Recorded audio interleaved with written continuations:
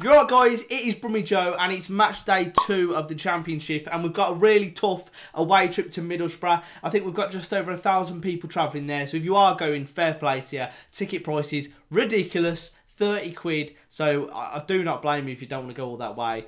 But to those that are, fair play. So today we're going to be previewing it. We're going to be looking at some of the key danger men that Middlesbrough have and the new signings that have come in as the transfer deadline has now passed. And we're also going to be looking at what happened last time. Let's go.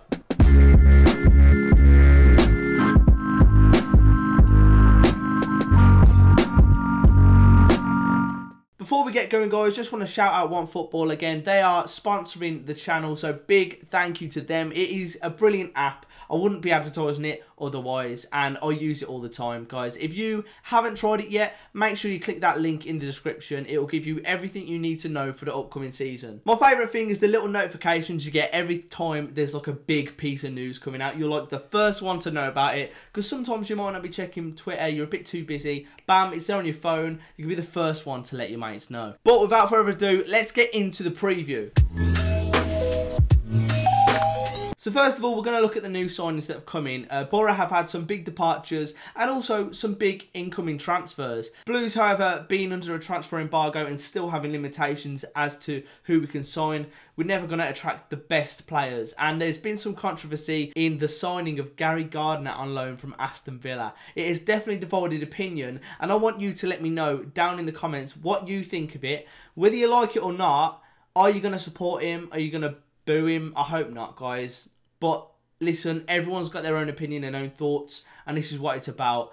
Personally, I don't like what he did on the derby day. He got a bit excited, but all in all, I don't mind too much. We're not in a position to have the luxury to choose, and I think he's a good option, whether it's depth or maybe pushing for a place with Davis being injured.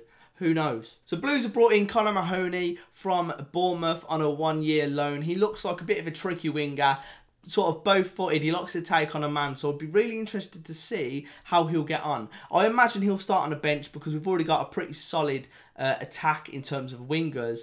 We've got Magoma and Hota, who I don't see being dropped, but he's going to be a good option to come off the bench. One thing I don't want is Viv Solomon to be put back.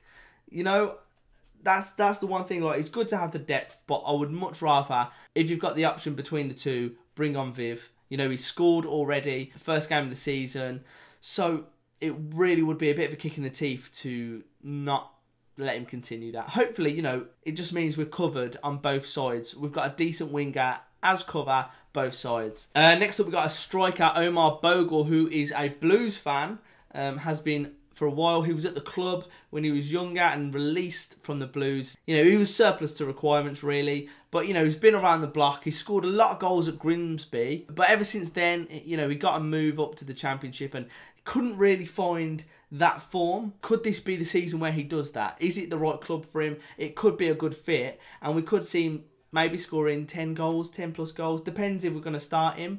But all in all, it's a bit of cover for Duke as well. You know, he's a big player. He's not, I don't think he's as much as a hold-up player as Duke is, but he's a big player nonetheless and got a bit of pace about him. He could form a good partnership with Che Adams or Isaac Vassell, for example. I think he's great to have the option there, and we've got 4 recognised strikers now. So, you know, happy days. I mean, we could have signed nobody if that embargo was still in place. So, I'm quite happy with that. I think one thing we were lacking was depth. So, there you go. Now, on to another controversial one. You know, them 2 transfers people were pretty happy with, but the next 2 people weren't at all. You've got Lee Camp, who is experienced, and back in the day when he was at Forest, he was very highly rated.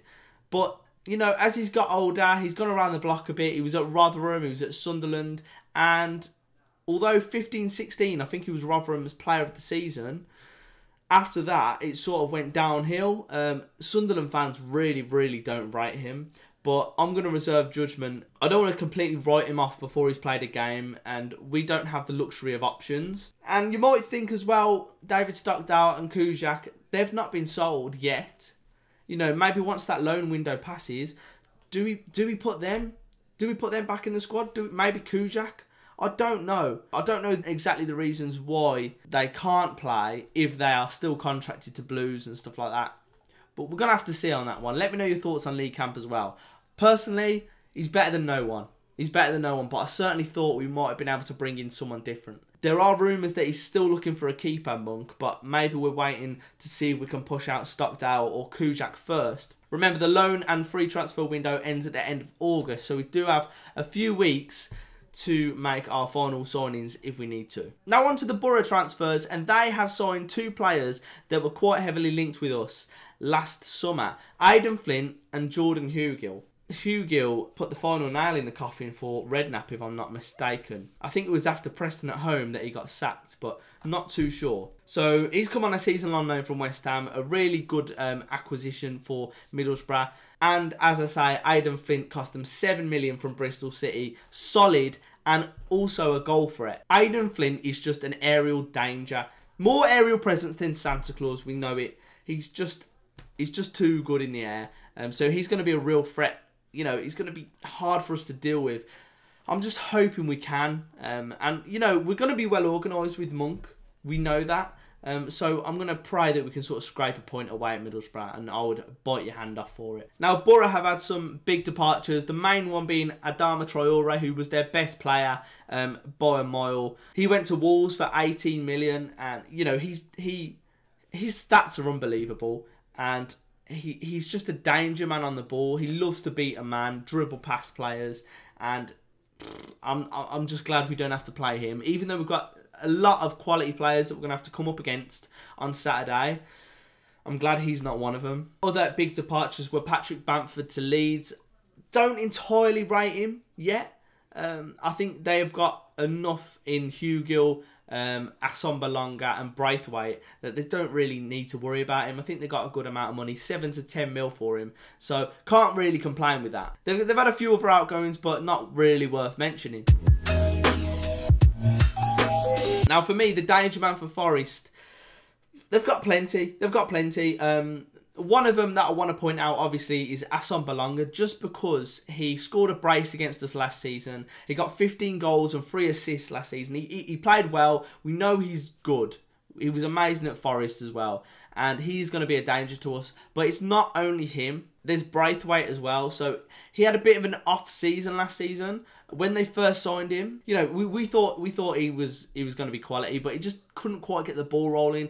Don't know if he was quite used to English football. So we went back to the French league on loan and did okay there. However, he's back now and he's doing all right now. He's got 2 goals in his first 2 games for Middlesbrough, and you can't really ask for more than that. Let's just hope it's not 3 in a row. I mean, another danger man is Aidan Flint. We've already mentioned this. From set pieces, he's going to be an absolute mountain to try and mark.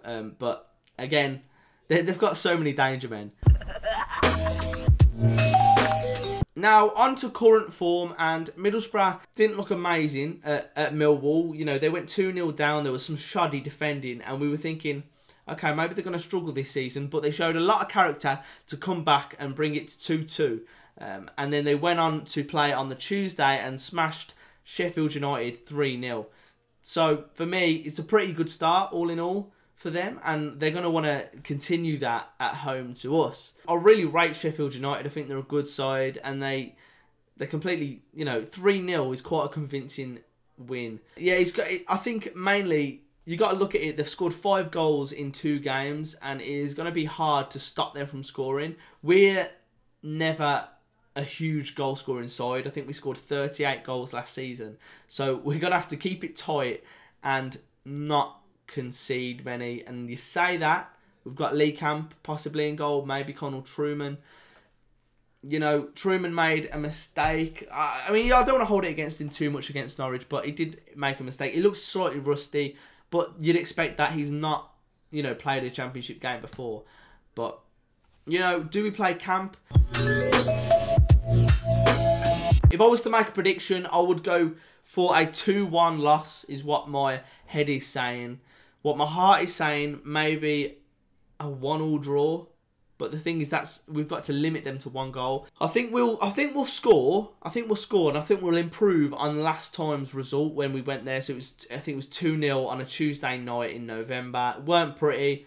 Hopefully we can improve on that. There's going to be a lot more fans there than last time, which is quality. But yeah, as I'm mentioning it, let's have a look at last time we were there.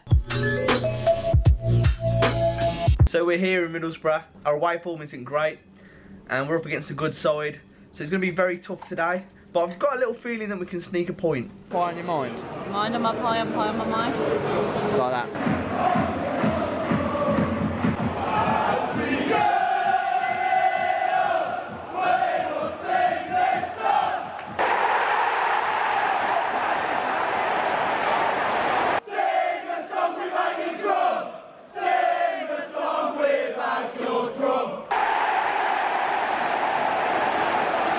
We can't retain possession. How shit was stupid, it's only 2-0. You're nothing special, we lose every week. Strikers win games and we haven't got one that's going to put the ball in the back of the net. We were never really going to win this game, were we? We were never going to get a point. Ultimately, the defending, the goalkeeping, it just isn't great. Cottrell blamed it on the wind. I'm not entirely sure you can really say that. Well, there you go. That is the second preview I've done in a row where we've looked back and we've lost 2-0. So hopefully, you know, it's gonna stop. But again, it weren't the best of results. It was raining.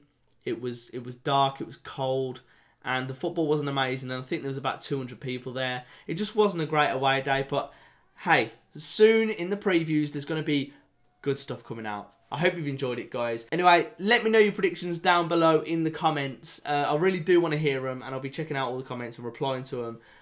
I hope you've enjoyed the video, guys. If you haven't already, make sure you smash that like button. You're doing amazing, honestly. I'm so buzzing to be back involved, making the football content again.